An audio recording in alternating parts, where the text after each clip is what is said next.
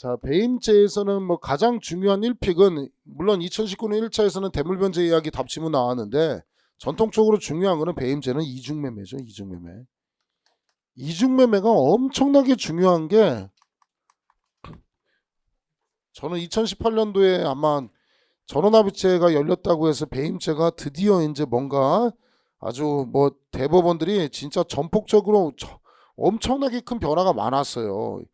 우리 보시면 헌재에서 낙태죄 헌법 불합치 나온 것도 저는 이것도 조금 세다고 생각했거든요. 이것도 세고 그러니까 작년에 한번 돌이켜 보면 낙태죄 헌법 불합치 여러분 예상했나요?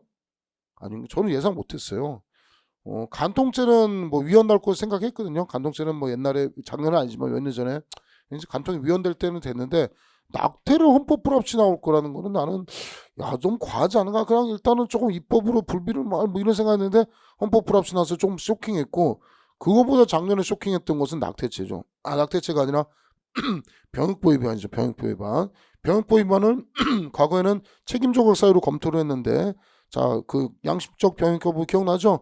자, 종교상의 이유로 군대를 안 가는 거 병역법 위반에 뭐 해당한다? 정당한 이유에 해당해서 뭐가 해당하지 않는다? 구속요건의 당성을 배제했다는 거 엄청 중요했던 판례가 아주 제가 볼 때는 아주 쇼킹한 판례 두 개가 나왔어요. 그 다음에 이제 그 다음 유명했던 그 다음 머릿속에 이제 관심 갖던 판례는 이거였어요. 이거 어떻게 할 것인가? 이중매매.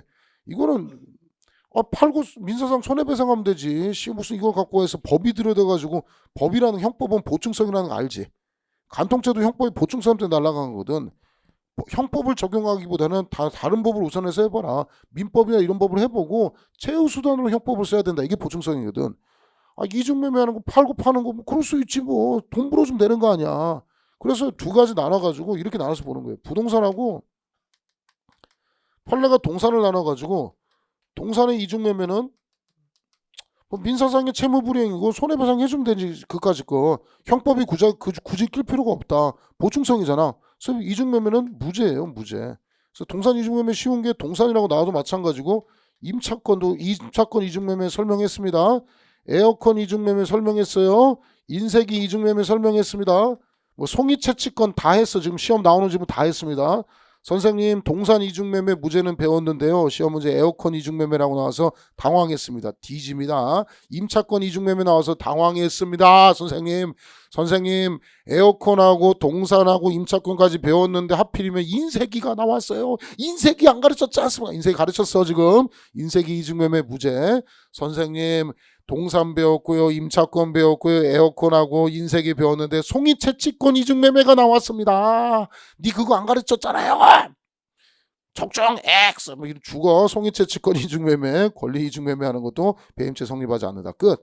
이게 맞는 거예요. 이게 맞는 거고 언젠가는 바뀔 거예요. 언젠가는. 동산하고 부동산을 달리 볼 이유는 저는 없다고 생각해요. 그래서 이번에 대법원 전원합의체 열리길래 드디어 이제 판례 변경에서 다 사라지는구나. 그럼 학생들 편하겠네. 이중매매 무죄, 이제 동산 이중매매, 부동산 송이채취권 뭐 다 하려고 했는데 저는 판례 변경 될 거라고 생각했거든요. 다른 거 바뀌길래. 근데 판례 변경 안 하셨어요. 안 하시고 부동산은 아직까지 뭐를 유지하고 있냐면 중도금이 건넸을 때는 뭘 인정하고 있냐면 타인 사무처리자를 인정하기 때문에 배임죄를 인정하고 있습니다. 그래서 부동산 같은 경우는 첫 번째 케이스 계약금만 교부받았을 때는 배임죄의 주체가 될 수가 없어요.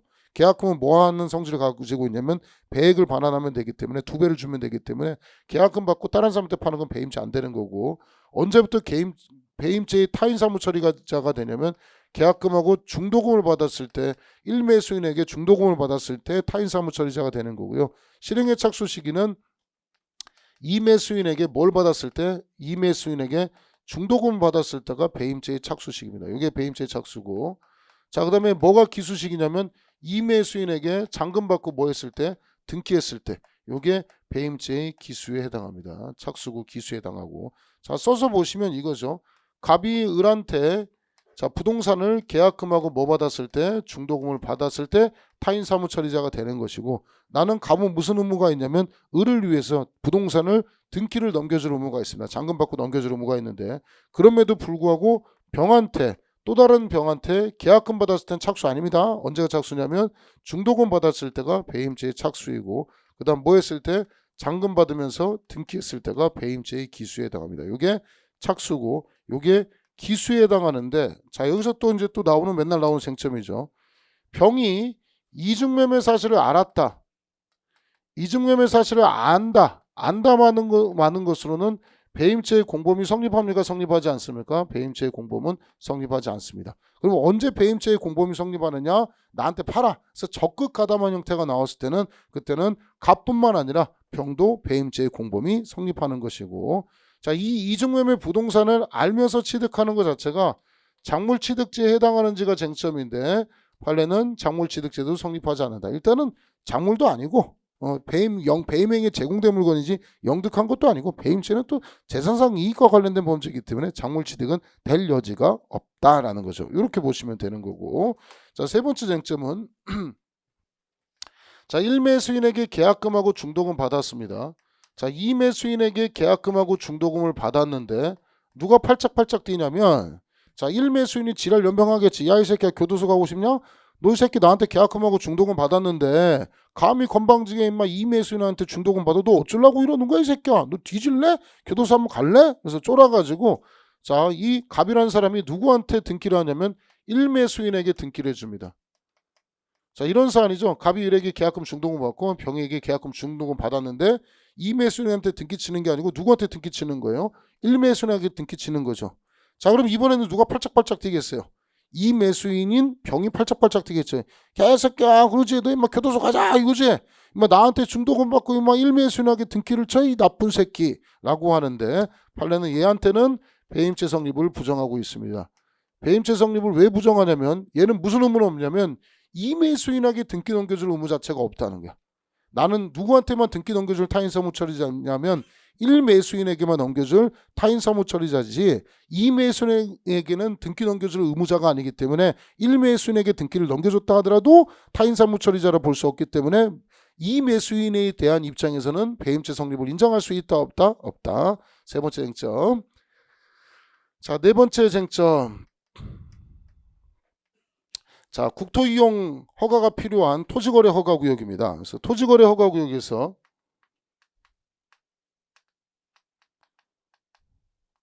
자, 뭐 하냐면 1매수인에게 계약금하고 중도금을 받고, 자, 그 다음에 2매수인에게 자, 중도금 받고 등기까지 넘겨줍니다. 장기까지 넘겨줍니다. 과연 그러면 1매수인에게 계약금하고 중도금을 받고 그 다음 2매수인에게 등기를 넘겨주는 행위가 마찬가지로 배임죄가 성립하는지가 문제인데 판례는 자, 이거는 배임죄가 성립하지 않는다고 합니다.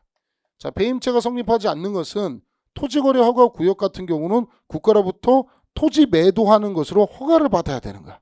허가를 받지 않았으면 이거는 토지거래 허가를 잠탈할 목적이기 때문에 소유권을 아예 허가받지 못하면 1매수인에게 넘겨주고 싶어도 넘겨줄 수 있어요 없어요? 넘겨줄 수가 없습니다. 그래서 토지거래 허가구역 같은 경우에는 1매수인에게 넘겨주지 못하고 1매수인에게 등기를 넘겨줄 의무가 없기 때문에 민사상의 채무불이행은 변론을 치더라도 자, 2매수인에게 토지거래 허가 받아서 등기를 넘겨줬다면 1매수인에 대한 배임죄는 성립한다 성립하지 않는다? 성립하지 않는다. 자, 이따가 1, 2, 3, 4 다 네 가지 판례들 다 정리해서 설명을 드릴 것이고, 자, 이중매매까지 했고 전통적으로 배임죄는 이중매매가 출제가 되는 것이고, 자, 두 번째는 대표권 남용인 전원합의체 판례가 있기 때문에 대표권 남용도 굉장히 중요한 쟁점 중에 하나이다. 자, 대표이사가 개인의 채무에 대해서 자, 뭐 교도소로 찾아온다든가 해서 채권자에게 자기가 갚지 못하니까 누구 걸 갚아주냐면 회사가 대신 갚아주겠다. 회사가 연대보증하든지 회사가 채무를 인수하든지 등의 행위를 했을 때, 자, 회사가 있고 대표이사가 있고, 자, 대표이사의 개인적 채무에 대해서 을에게 갚겠다고 무슨 차용증 같은 것을 써준 경우에, 자, 을이 상대방이 자, 이런 대표권 남용을 알았거나 알 수 있었으면, 고의 또는 과실이 있었으면, 자, 민법상 상법상 무슨 의무가 있냐면, 자, 회사는 갚을 의무가 있어요 없어요? 변제 의무가 없습니다. 왜냐? 얘가 어차피 대표권 남용했다는 것을 네가 알았거나 고의가 있거나 알 수 있었다, 과실이 있었다면 자, 회사는 변제 의무가 없습니다. 따라서 대표권 남용에 해당해서 자, 회사가 차용증을 작성했다 하더라도 변제 의무는 없기 때문에 이 자체는 뭐는 성립하지 않느냐? 배임죄는 성립하지 않는다. 왜?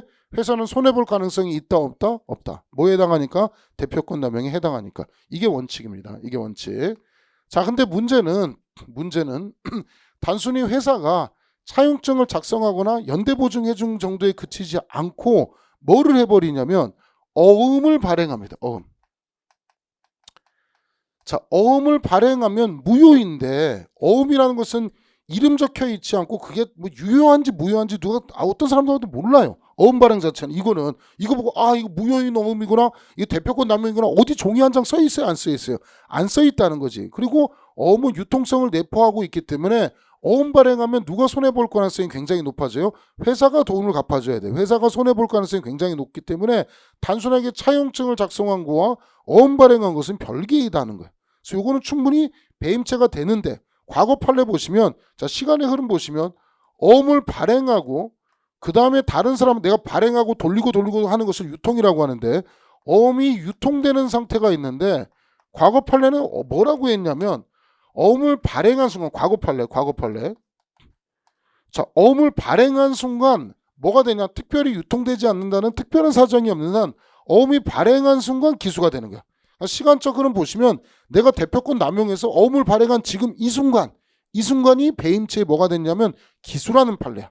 자, 근데 대법원 전원합의체 판례로서 현재 판례는 대법원 전원합의체 판례로 이 판례를 변경을 하죠. 어떻게 변경을 했느냐? 어음을 발행한 시점은 실행에 착수한 거니까 요 단계는 뭐로 보겠다? 미수로 보겠다. 내가 발행한 순간은 미수지만 이 발행한 것이 이 사람 말고 다른 사람 한 단계로 넘어만 가면은 그건 뭐로 보느냐? 유통으로 보겠다. 미수 단계에서 어느 순간이 기수가 되었다? 유통 단계가 기수라는 거야. 차이점은 과거는 언제가 기수였어요? 발행과 동시에 기수가 됐는데 대법원 전원합의체 판례로 지금은 발행은 뭐로 보겠다? 미수로 보겠다. 언제 기수로 보겠다? 유통 단계부터 기수로 보겠다. 이게 대법원 전원합의체 판례입니다. 중요 판례입니다. 대표권 남용. 뭔지 알겠지? 차용증 작성을 해도 상대방이 알았거나 알 수 있었으면 배임죄 안 된다. 변제 의무가 없으니까. 다만 어음을 발행했을 때는 좀 달리 봐야 된다. 자, 과거 판례는 발행과 동시에 기수였는데 지금은 발행하면 미수. 뭐가 됐을 때 기수? 유통이 됐을 때 기수이다. 자, 이제 대표권 남용에 관련된 쟁점을 설명을 드렸고, 세 번째 2019년 1차 자, 이제 양도담보 매도담보 관련된 쟁점을 설명을 드리는데, 자, 이건 이제 뭐 전당포 같은 게 거의 사라져가지고 거의 쓸 얘기는 없는데, 돈을 빌리면서 단순하게 차용증만 쓰는 것이 아니라, 자, 첫 번째는 차용증을 쓰면서 뭐라고 하냐면, 자, 내가 뭐 예를 들어 변제기까지 돈을 못 갚으면, 변제기 돈을 못 갚으면 뭐를 대신 주겠다. 돈이 없으면 우리 아버지 어머니로부터 받을 부동산이 있는데, 아니면 내가 가진 자동차가 있는데 돈 대신 뭐를 주겠다. 500만 원 차 대신 내가 가지고 있는 벤츠를 주겠다. 자, 물건으로 대신 주겠다고 하는 것이 대물변제 예약이라고도 부르고 똑같은 거예요. 대물변제 약정. 선생님 대물변제 예약은 배웠는데 대물변제 약정은 안 배웠습니다. 이름 뒤집니다. 2019년 1차 기출 정답이죠. 자, 물건으로 대신 변제하기라고 해놓고 물건을 주지 않았을 경우, 요거는 단순한 뭐로 보겠느냐? 대물변제 예약을 이행하지 않은 경우 이거는 민사상의 뭐에 불과하다? 채무불이행에 불과하다. 민사상의 채무불이행에 불과하기 때문에 배임죄를 인정할 수 있다 없다? 없다. 무죄. 2019년 1차 정답 질문. 대물변제 예약은 배임죄에 해당한다. 대물변제 예약을 이행하지 않으면 배임죄에 해당한다. OX, X. 대물변제 예약은 무죄. 이렇게 기억하시면 쉽게 기억을 할 수 있고, 자, 이번에는 대물을 변제하겠다고 약속한 것이고, 이번에는 뭐 하냐면, 자, 예를 들어서 시계 같은 거를 자, 내가 돈을 못 갚으면 뭐로 주겠다? 시계를 주겠다는 거야. 시계 주는 거야. 시계 주고 나중에 돈을 갚으면 뭐 다시 되사는 방식. 자, 이 중에서 보시면 뭐 예를 들어 저거 있죠. 내가 뭐 전당포 주인입니다. 전당포 주인인데 이번 달에 뭐 100만 원이 없는 거야. 그래서 뭐라고 하냐면 지금 롤렉스 손목시계가 있는데 가면서 얘한테 이런 거죠. 야, 100만 원만 빌려줘. 생으로 100만 원 빌려주면 빌려주겠어요? 안 빌려주겠어요? 안 빌려주겠죠. 그래서 내가 뭐라 하냐면 롤렉스 손목시계를 팔아요. 팔면서 얼마 주고 팠냐면 일단은 100만 원 주고 팠어. 근데 내가 뭐라고 하냐면 100만 원 택도 없습니다. 이거 어떻게 100만 원밖에 안 잡아줘요. 이거 사면 500만 원이 넘는 건 어떻게 100만 원 주고 팝니까? 자, 내가 팔긴 팔았는데 저한테 이런 권리를 주세요. 무슨 권리를 줘? 그랬더니 제가 다음 달에 와가지고 100만 원하고 이자를 갚을게요. 왜냐하면 이 롤렉스 손목시계는 500만 원이기도 하지만 와이프가 준 정말 사랑으로 준 저희 무슨 결혼기념 선물이기 때문에 이건 도저히 100만 원으로 해결할 수 있는 게 아니고 500만 원 할 수 없는 저한테 특별한 의미를 가지고 있는 시계입니다. 그래서 제가 변제기일에 와가지고 100만 원하고 이자 드릴 테니까 제가 다시 살 수 있도록 해주세요. 다시 사는 것을 환매라고 하는 거야. 그러니까 돈을 빌리는 방식이 여러 가지가 결합되는 거야. 자, 이 중에서 양도담보라는 것과 여기까지는 안 나올 거예요. 그냥 가볍게 보세요. 양도담보라는 것과 왜 안 나오는지는 한번 살살 보시면 돼요. 안 나오게 생겼어. 생긴 게 전당포가 없어진 건 언젠데. 양도담보와 그 매도담보라는 것이 있는데, 자, 갑이란 사람이 돈을 빌린 사람이니까 채무자고, 갑을 돈을 빌린 사람이니까 얘는 채무자가 되는 것이고, 자, 을은 돈을 빌려줬으니까 돈을 받을 권리가 있는 채권자가 되는 것이고, 을도 마찬가지로 돈을 빌려준 사람 빌려줬으니까 채권자가 되는 겁니다. 돈을 받을 권리가 있는 것이고, 이 사람은 롤렉스 손목시계를 줬죠.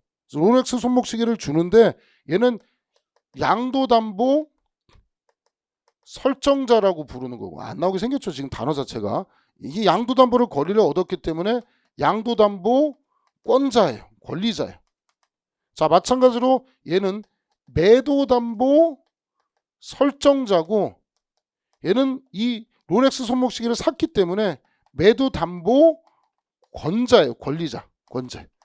차이점은 양도담보고 매도담보의 차이점은 일단 법리 구성은 양도담보는 일단은 내가 소유권을 가지고 있고 나중에 변제기일에 돈을 못 갚으면 너한테 소유권을 넘기는 거야. 그럼 내가 일단은 손목시계를 차고 다니는 거야. 지금 내가 손목시계를 차고 다니면서 자, 한 달이 되면은 쟤한테 어떻게 해야 돼? 돈 못 주니까 손목시계 줘야 되는 거야. 소유권이 넘어가는 거야. 지금 변제기일에 못 갚으면.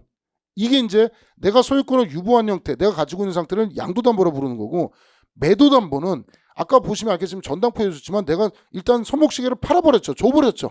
그러니까 소유권을 미리 파는 순간에 여기에 소유권이 넘어간 상태야. 자, 그리고 변제 기일에 내가 뭐 하는 거야? 100만 원하고 이자 주고 소유권을 다시 되사오는 형식이야. 차이점이 다르죠.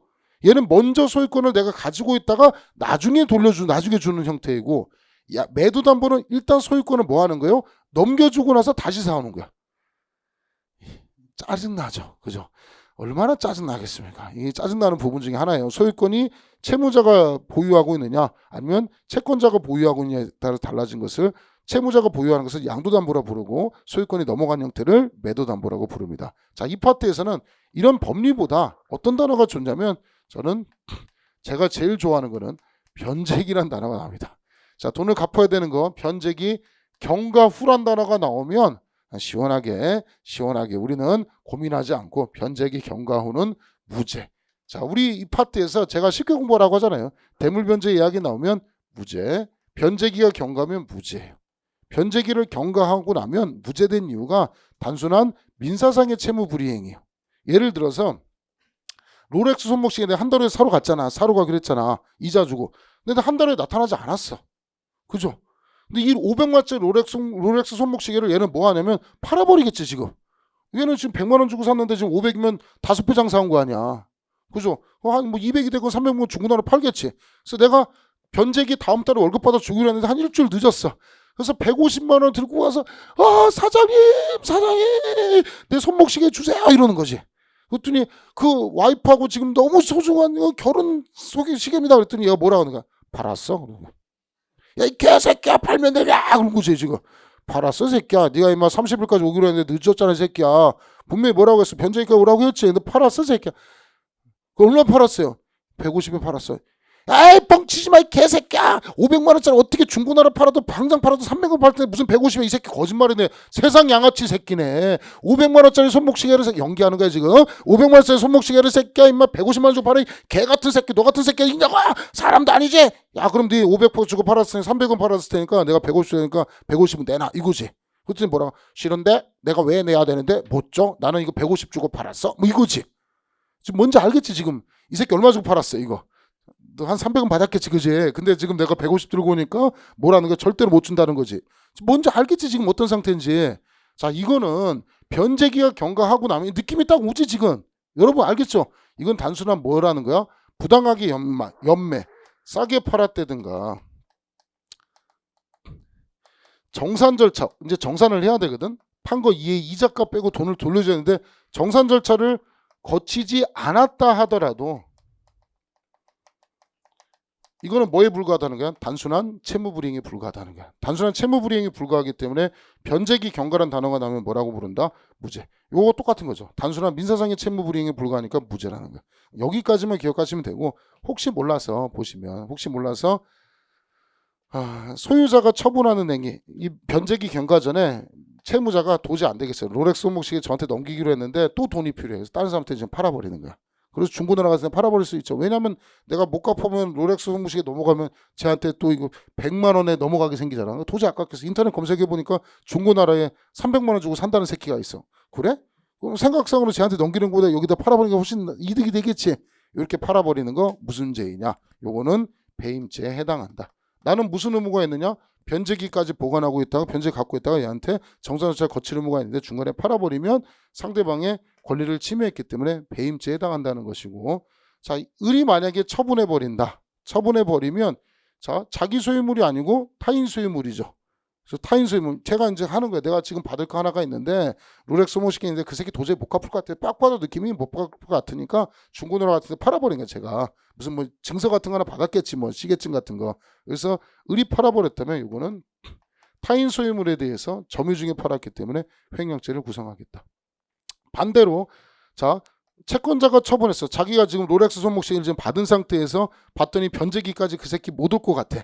그래서 아싸 뭐 하는 게 좋을 거라고 생각하느냐면 중고나라에 미리 팔아버린 거야. 내가 지금 갔는데 30일 날 뭐 5월 30일 날 가서 가겠는데 이 새끼가 먼저 미리 그 새끼 찾아올 것 같아. 아 도저히 안 돼. 5월 30일 날 보면은 500만 원짜리 롤렉스 손목시계인데 안 될 것 같죠. 그러니까 중간에 한 300 주고 팔아버린 거야. 그래서 와서 야 이 새끼야 내놔 그랬더니 팔았는데 이거 너 안 올 줄 알았어 새끼야 뭐 이런 거야. 그러니까 안 나오게 생겼지 지금 생기는 그림 자체가. 이게 뭐 하여튼 그래요. 이게 말도 되게 많아지고 무슨 법리도 되게 많아지는데 의미는 없어요. 그래서 얘한테 뭘 의무가 있냐면 그 변제기 오면은 돌려줄 의무가 있지. 정산 절차에서 150을 주기 팔 의무가 있죠. 그래서 그걸 이행하지 않았기 때문에 자 얘는 그런 의무를 이행하지 않은 자이기 때문에 배임죄가 된다는 것이고, 얘는 그 전에 증서 같은 거 갖고 나서 있으면 팔아버리면 문제가 생기겠죠. 그래서 얘가 미리 팔아버리면 타인 소유 자기 점유물을 팔았다고 해서 얘는 뭐가 성립한다는 판례냐면 횡령죄가 성립한다는 판례예요. 자, 그럼 그나마 소유권자가 팔아버리면 소유자가 팔아버리면 배임죄, 소유자 아닌 자가 팔아버리면 횡령죄 그대로 되죠. 이렇게만 나오면 아주 아름다운데 예외가 또 하나 있어요. 미쳐버립니다 진짜.